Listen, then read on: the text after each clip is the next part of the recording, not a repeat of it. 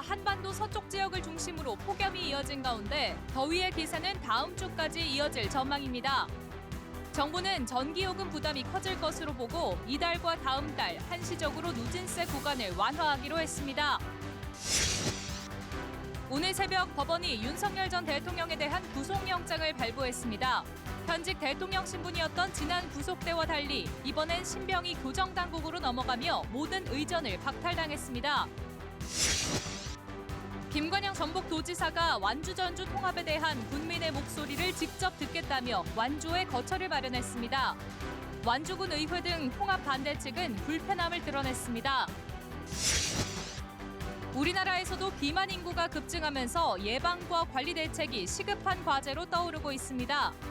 다양한 합병증을 유발하는 비만 질환, 건강 속에서 건강한 치료법 살펴봅니다.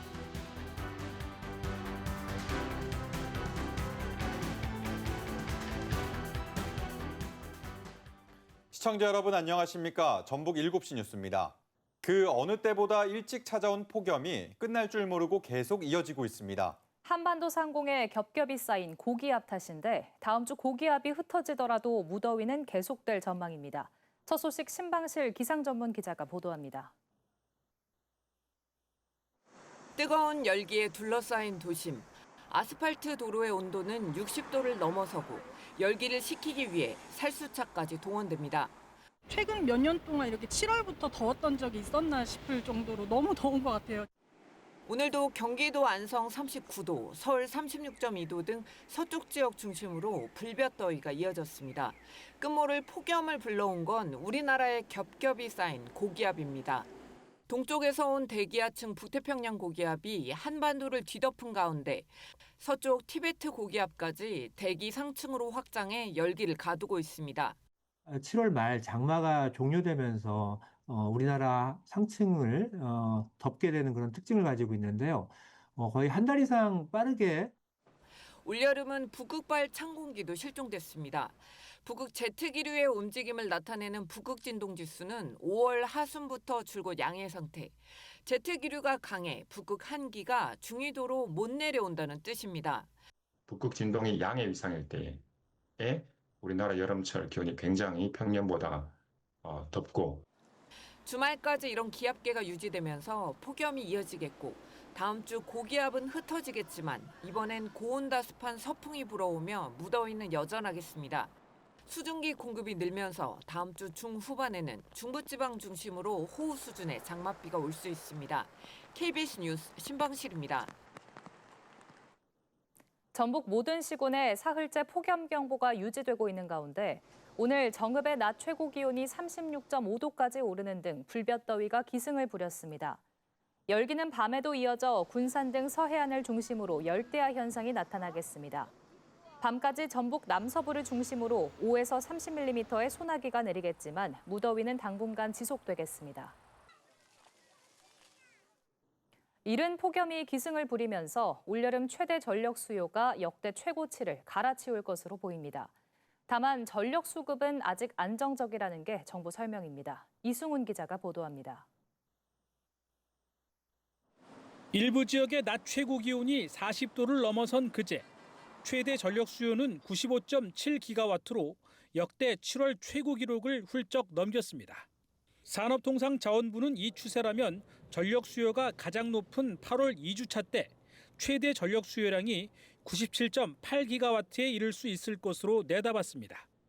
역대 가장 높은 전력 수요를 기록했던 지난해 8월 20일의 기록 97.1기가와트를 0.7기가와트가량 웃도는 수치입니다. 현재 공급이 가능한 전력량은 106.6기가와트 정도. 최대 수요 시간을 기준으로 한 예비 전력은 8.8기가와트로 적정 예비 전력인 9.6기가와트 아래로 내려갈 수 있습니다. 산업부는 전력 수요의 변동성이 커졌지만 수급에 큰 문제는 없는 상황이라고 설명했습니다. 적정 예비력으로 관리하는 9.6기가와트보다는 낮아지지만 비상에 들어가는 5.5기가와트보다는 높기 때문에 전력 당국이 충분히 관리 가능하다고 판단하고 있습니다. 또 만일의 상황에 대비해 8.7기가와트 수준의 비상 전력 자원도 별도로 마련해 놨다고 덧붙였습니다. 비상전력자원은 석탄 발전소의 출력을 일시적으로 상향하거나 사전에 양해된 산업 현장의 전기 공급을 줄이는 등의 방식으로 마련됩니다. 정부는 폭염 속에 전기요금 부담이 커질 것으로 보임에 따라 올해도 7월과 8월 한시적으로 전기요금 누진제 구간을 완화하기로 했습니다. KBS 뉴스 이승훈입니다. 연일 이어진 폭염에 전북에서도 온열 질환자가 꾸준히 늘고 있습니다. 질병관리청 자료를 보면 어제 기준 전북 지역 온열 질환자는 전날보다 3명 늘어난 78명입니다. 가축 피해도 계속돼 지난달 말부터 전북에서는 닭과 오리, 돼지 9만 5천여 마리가 폐사한 것으로 집계됐습니다. 폭염 피해 확산을 막기 위해 전북도가 대응책을 강화합니다. 먼저 건설 근로자와 고령 농업인, 노약자 등 온열 질환 취약계층의 재난 도우미가 자주 방문해 상태를 살필 수 있도록 시군에 협조를 요청했습니다. 필요한 경우 건설 현장에는 공사 기간을 조정하는 방안도 검토할 계획입니다. 또 축산 농가에는 가축 재해보험 가입을 당부하고 재난 문자, 마을 방송 등을 통해 폭염 대응 요령을 알릴 계획입니다.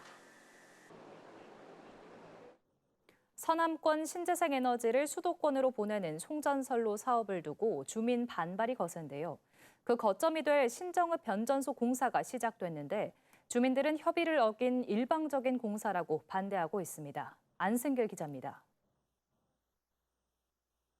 정읍 나들목 인근에서 터닦기 공사가 이뤄지고 있습니다.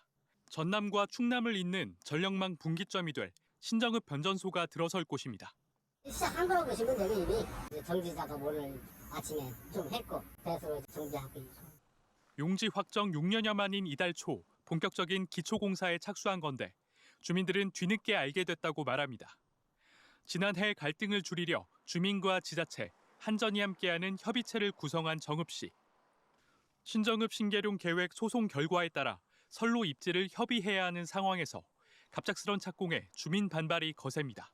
6월 달에 3자 협의체에서조차도 이 착공 시기가 결정되지 않아서 충분히 논의한 후에 진행하겠다라는 약속을 받았었는데 지금까지 3자 협의체에서 같이 해왔던 정읍시와 대책을 기만하는 것이고 2020년 말 9차 전력수급 기본계획에 따라 호남에서 만든 신재생 에너지를 수도권으로 보내는 안이 마련되면서 신정읍 변전소가 남과 북을 잇는 전력 거점이 된 상황. 처음에는 목적이 좀 달랐잖아요. 지금은 4개의 송전선로가 이어지는 구조지만 그때만 해도 주변에 있는 수요 폭과 안정적인 전력망 구축을 위해서 주민들은 주변에 큰 영향을 미치는 만큼 속도전보단 지역과 협의를 통한 대안 마련이 먼저라고 강조해왔습니다. 한편 한전 중부건설본부는 전력 안정 등을 위해 필요한 사업이라며 이장 등 주민에게 착공을 미리 알렸고 지역 불편도 최소화하겠다고 입장을 밝혔습니다. 한전과 정부는 기존보다 7천여 제곱미터 넓은 4만 제곱미터로 규모를 늘려 변전소와 철탑 15개를 세우는 공사를 2027년 말까지 마무리할 계획입니다. KBS 뉴스 안승길입니다.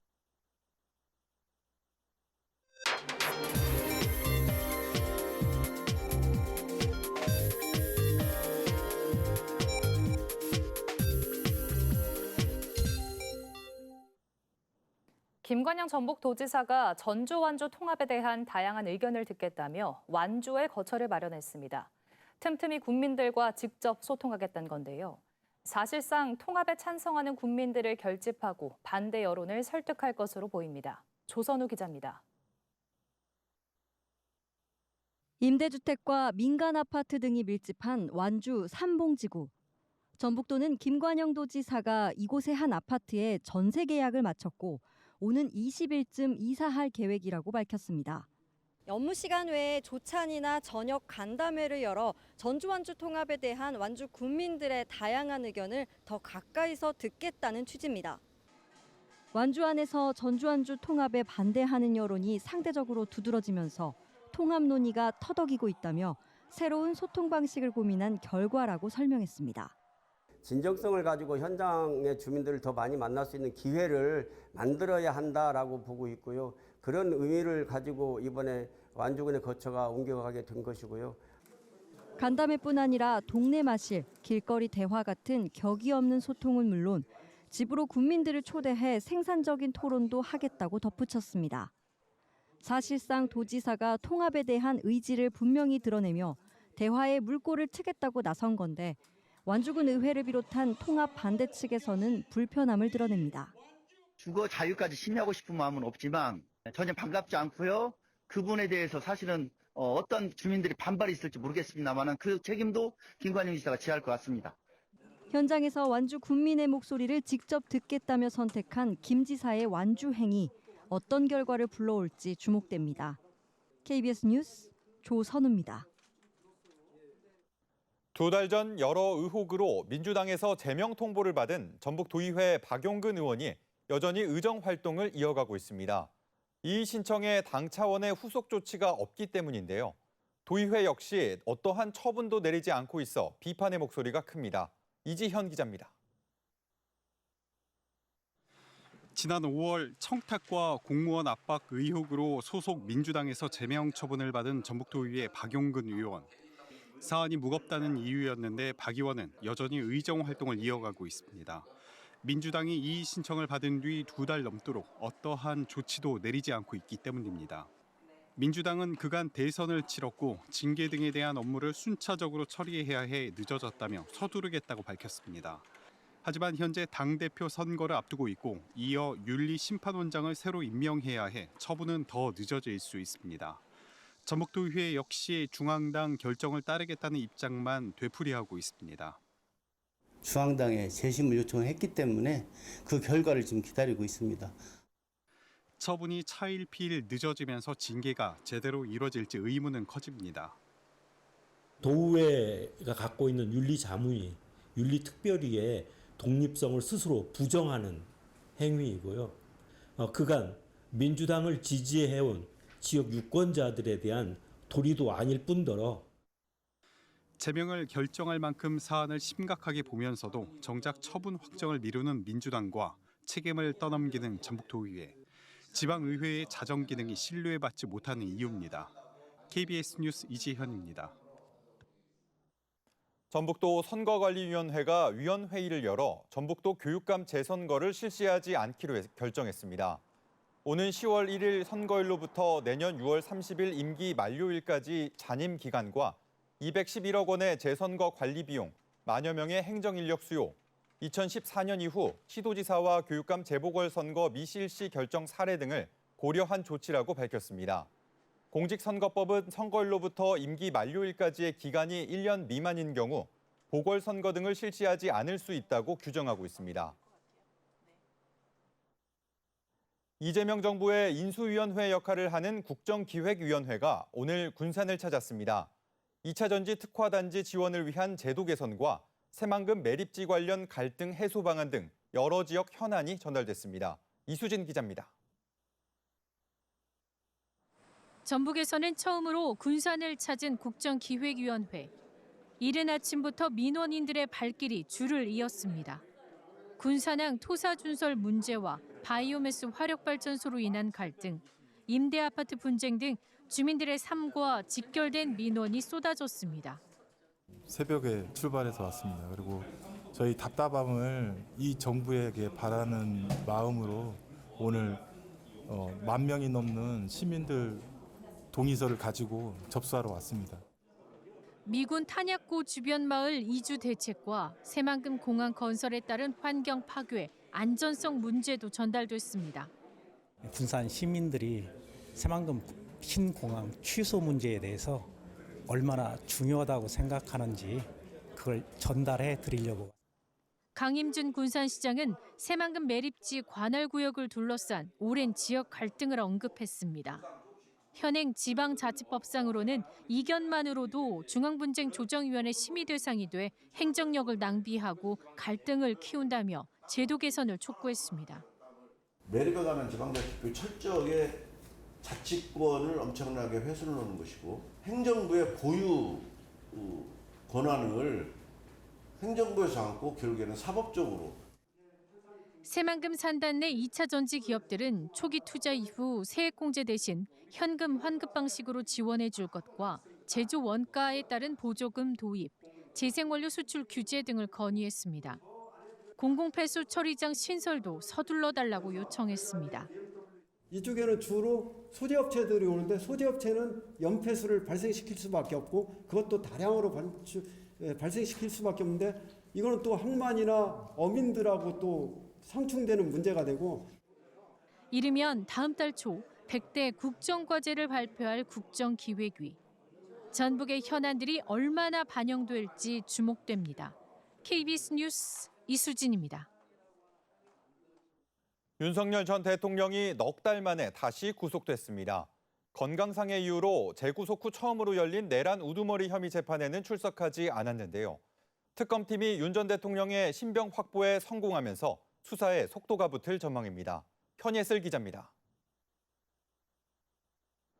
지난 3월 법원의 구속 취소 결정으로 풀려난 윤석열 전 대통령이 124일 만에 재구속됐습니다. 오늘 두 번째 구속 심사 받으셨는데 심경 어떠신가요? 오늘 직접 말씀하셨나요? 소명은 직접 하셨나요? 윤 전 대통령은 약 6시간 40분가량 진행된 영장 실질 심사에 직접 출석해 혐의를 부인했지만 법원은 증거인멸 우려를 이유로 영장을 발부했습니다.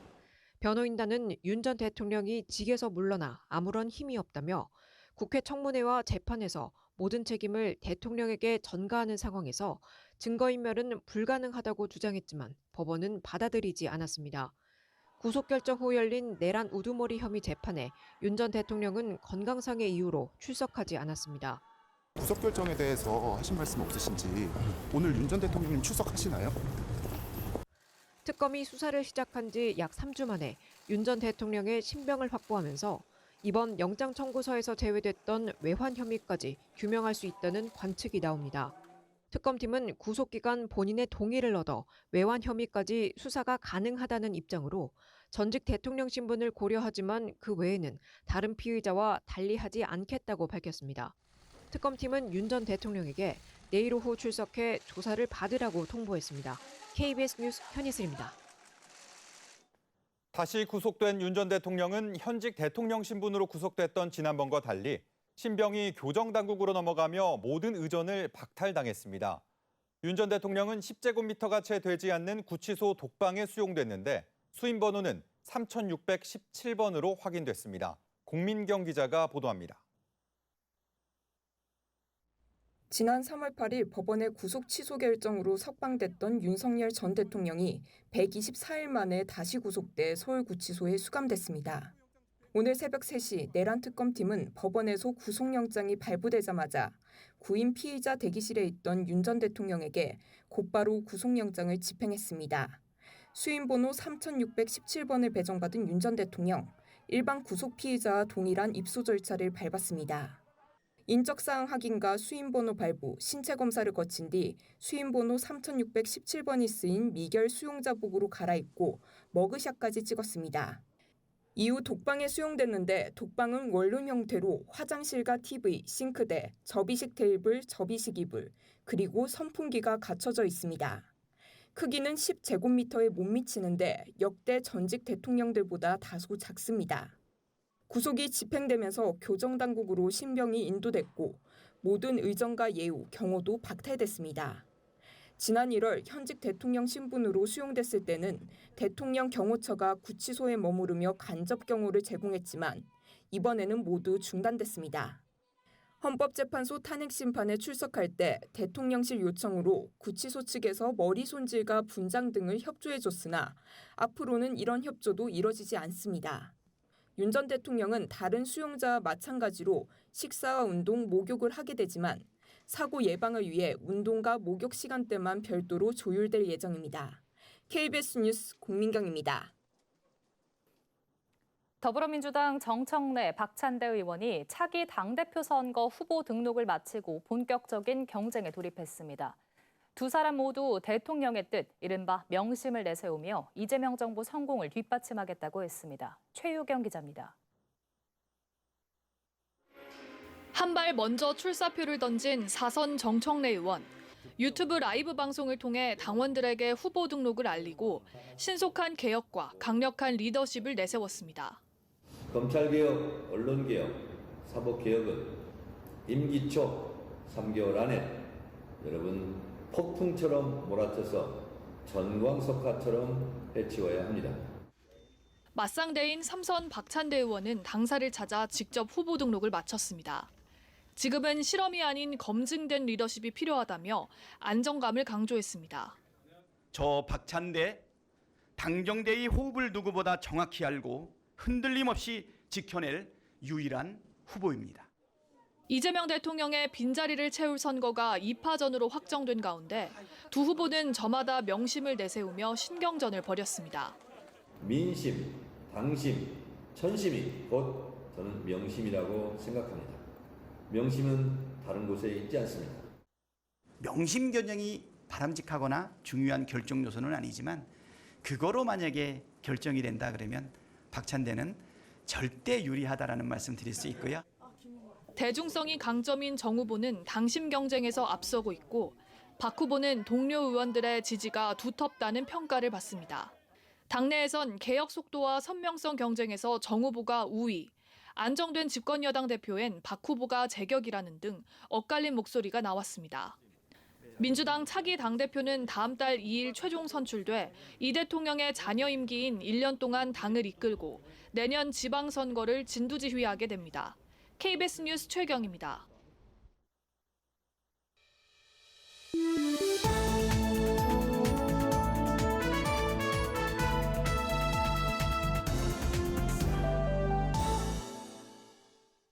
건강 쏙쏙 시간입니다. 우리나라에서도 비만 인구가 계속 증가하는 추세인데요. 예방과 관리가 보건정책의 우선 과제로 떠오르고 있습니다. 오늘 이 시간은 고도비만의 효과적인 치료법에 대해 자세히 알아봅니다. 반드시 치료가 필요한 질환이자 21세기 신종 감염병, 세계보건기구가 규정한 비만의 또 다른 이름입니다. 세계보건기구에 따르면 세계 비만 인구는 2022년 기준 이미 10억 명을 넘어섰고 1990년에 비해 2배 이상 증가했습니다. 우리나라도 비만 인구가 급증하고 있는데요.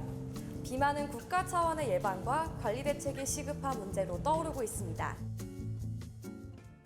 세계보건기구는 비만을 비정상적이거나 과도한 체지방의 축적으로 건강을 해칠 수 있는 만성 복합질병으로 정의합니다.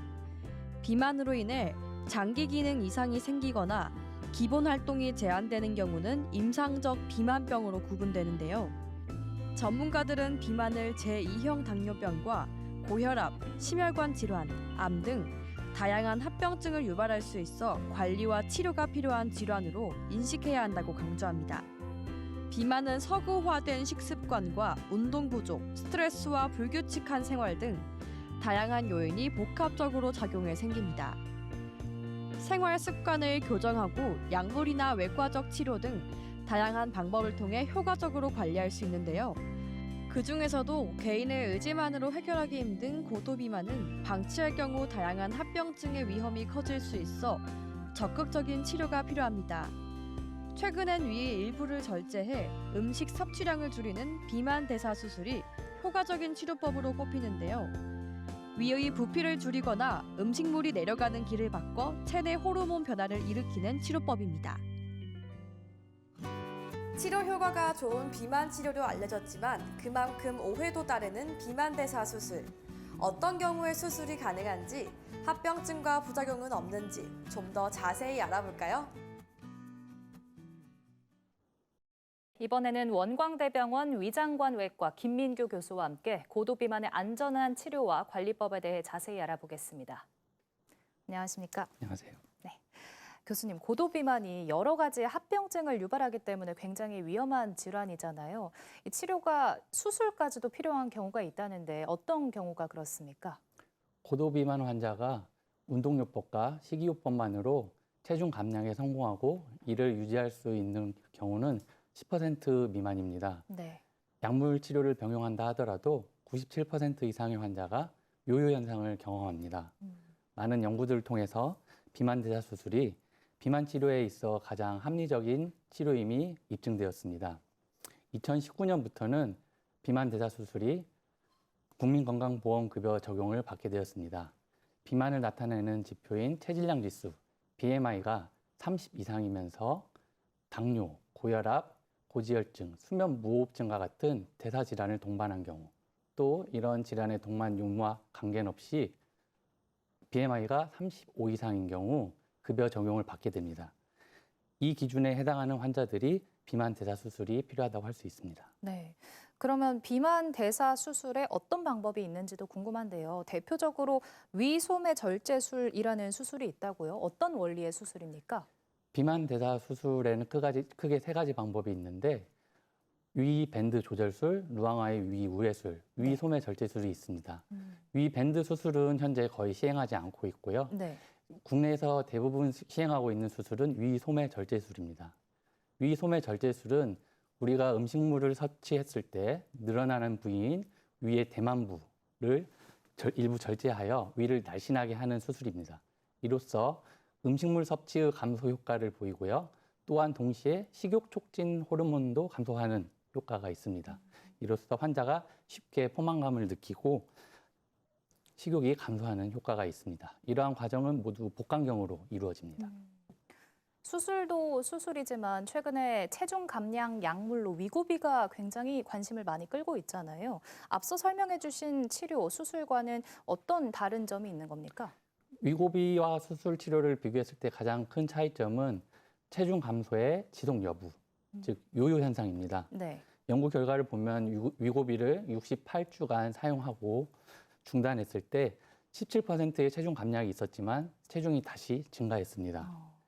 2017년 뉴 잉글랜드 저널 오브 메디슨이라는 의학 분야에 아주 권위 있는 학술지에 실린 연구 결과를 보면요.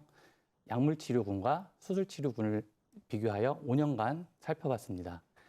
이때 수술 치료군에서 훨씬 효과적으로 체중 감소가 있었고 이게 5년 동안 꾸준히 지속되는 결과를 보였습니다. 또한 같은 연구에서 당뇨 환자들이 먹는 당뇨 약제의 가짓수를 봤습니다. 약물 치료를 한 경우에서는 물론 효과가 있었지만 약물 치료를 아예 중단한 경우는 거의 없었고요. 수술군에서는 적게는 25%에서 45%가 약물을 아예 중단할 수 있었습니다. 이런 연구들을 봤을 때 비만 대사 수술이 체중을 효과적으로 감소시키고 당뇨, 고혈압, 고지혈증, 수면 무호흡증과 같은 대사 질환을 개선시키는 데 큰 효과가 있다고 할 수 있습니다. 네. 아까 위소매 절제술이 국내에서 가장 널리 이루어지는 수술이라고도 말씀을 해주셨는데 그래도 아무래도 수술이다 보니까 합병증이나 부작용 걱정하시는 분들도 있을 것 같아요. 이 부분은 어떻습니까? 네, 위소매 절제술의 경우 전신 마취로 이루어지기 때문에 아무래도 합병증은 다른 수술과 비슷하다고 할 수 있습니다. 네. 복강경으로 이루어지기 때문에 통증이 적고 흉터가 적으며 회복이 빠른 장점이 있습니다. 다만 수술을 받는 환자들이 대사 질환을 가지고 있기 때문에 일반인과 비교하여 마취 관련 합병증이 높은 것은 사실입니다. 하지만 이는 수술 전후에 체계적으로 관리하여 줄일 수 있고요. 합병증 발생률은 연구에 따라 1에서 4%로 나타납니다. 사망률은 0.1% 미만이고요. 이는 담낭절제술 0.7% 그리고 충수절제술 0.5%와 비교했을 때 아주 낮은 수치라고 할 수 있습니다. 네. 고도 비만을 방치했을 때 사망률이 정상인에 비해 20% 이상 증가하게 됩니다. 수술 결과 얻을 수 있는 체중 감량과 이 대사질환 개선 효과를 고려했을 때 분명한 이득이 있습니다. 오늘 이야기하시면서 계속 언급하신 게 체중 감량이 얼마나 지속이 되느냐, 그러니까 요요 현상인데 그만큼 비만 치료에서 이 요요 현상이 나타나는지 마는지도 중요한 문제잖아요. 비만 대사 수술 이후에는 어떤 관리가 필요할까요? 비만 대사 수술이 비만 환자에게 건강을 되찾는 터닝 포인트라는 생각을 갖는 게 중요합니다. 꾸준하게 운동요법과 식이요법을 병행해야 하고요. 수술 환자에게 경우에 따라서 비타민, 무기질, 철분, 단백질 같은 영양소의 결핍이 나타날 수 있습니다. 필요에 따라 영양소 보충이 필요할 수 있고 체계적인 식단 관리를 병행하며 담당 의와 상의하여 영양 상담과 건강 검진을 꾸준히 하는 것이 중요하겠습니다. 네. 어쨌든 비만 대사 수술이 끝이 아니라 터닝 포인트라는 점을 기억하면서 계속해서 관리가 필요하겠습니다. 여기까지 듣겠습니다. 고맙습니다.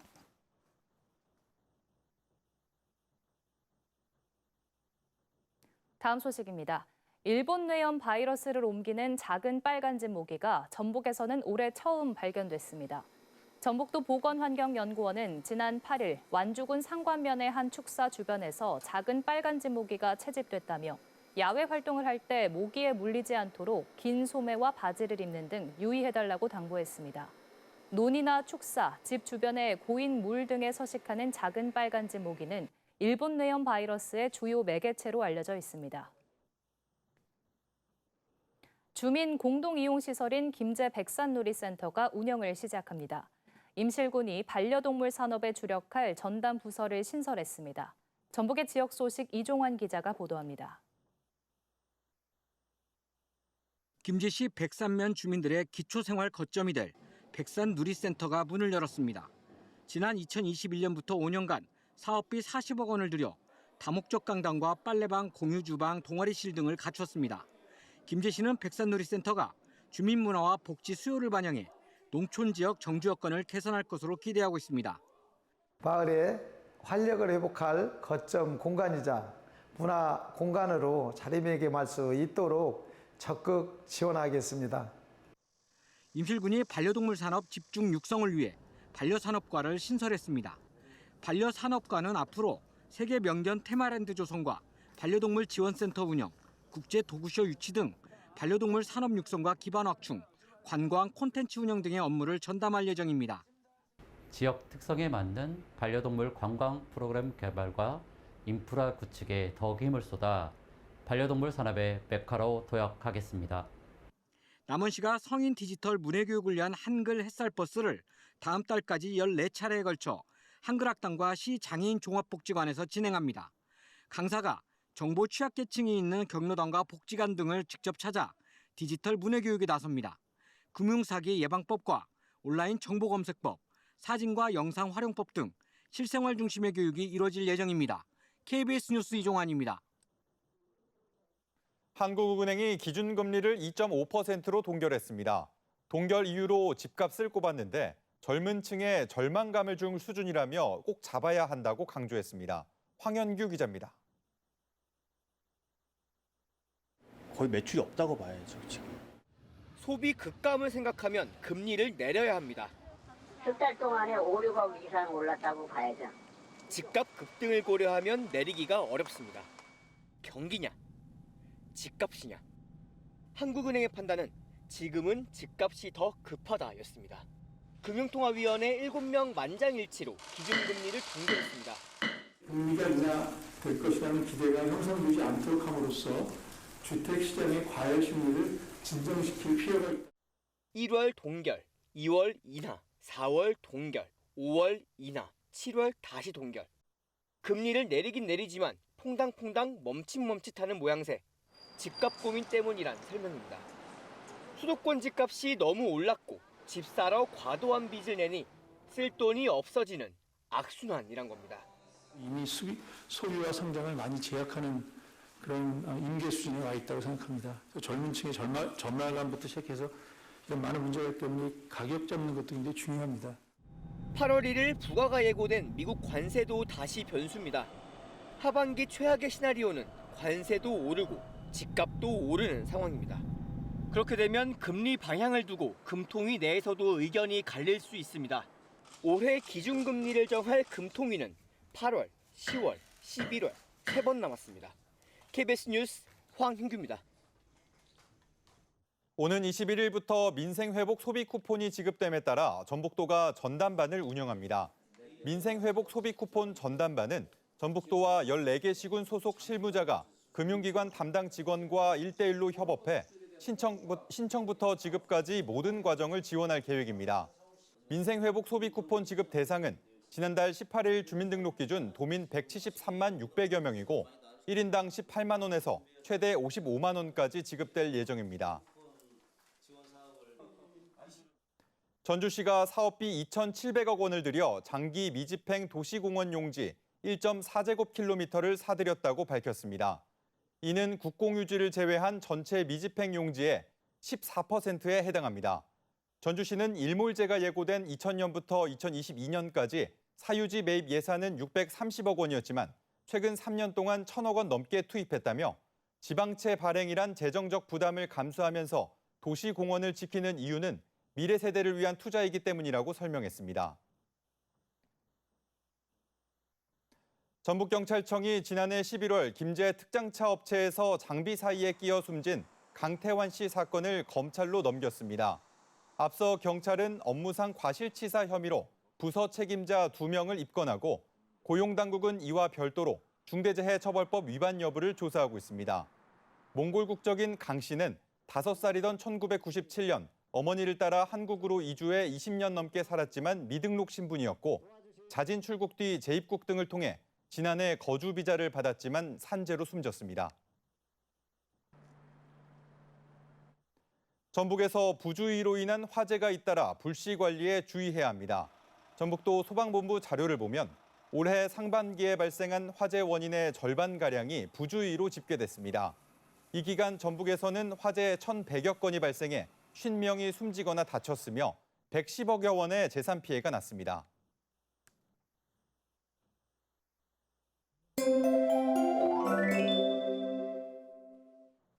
장마가 이례적으로 일찍 끝남과 동시에 연일 고온 현상이 이어지면서 온열 질환자가 급증하고 있습니다. 오늘 전주의 낮 기온은 36도 안팎까지 오르면서 매우 더웠는데요.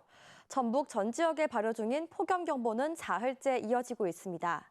서쪽 지방은 주말까지 극심한 더위가 이어지겠습니다.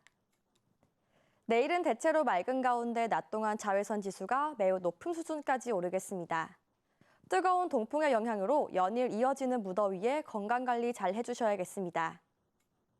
자세한 지역별 날씨입니다. 내일 익산의 아침 기온이 22도에서 출발해 익산과 부안의 한낮 기온은 34도까지 오르겠습니다. 동부권은 무주와 진안의 아침 기온이 20도에서 출발해 한낮 기온은 33도 안팎까지 오르겠습니다. 내일 바다 물결은 3.5m까지 일겠습니다. 다음 주부터는 서풍이 불어오면서 낮 기온 33도 안팎으로 약간 주춤하겠습니다. 날씨였습니다. 완주 전주 통합 갈등 속 완주군을 찾았다 3차례나 발길을 돌려야 했던 김관영 지사. 이번엔 완주의 거처를 마련하며 다시 대화의 끈을 잡았습니다. 하지만 여전히 찬반 온도차가 큽니다. 정책은 책상이 아닌 현장에서 완성된다는 말처럼 갈등의 실마리를 풀 수 있을지 주목됩니다. 뉴스를 마칩니다. 시청해주신 여러분 고맙습니다.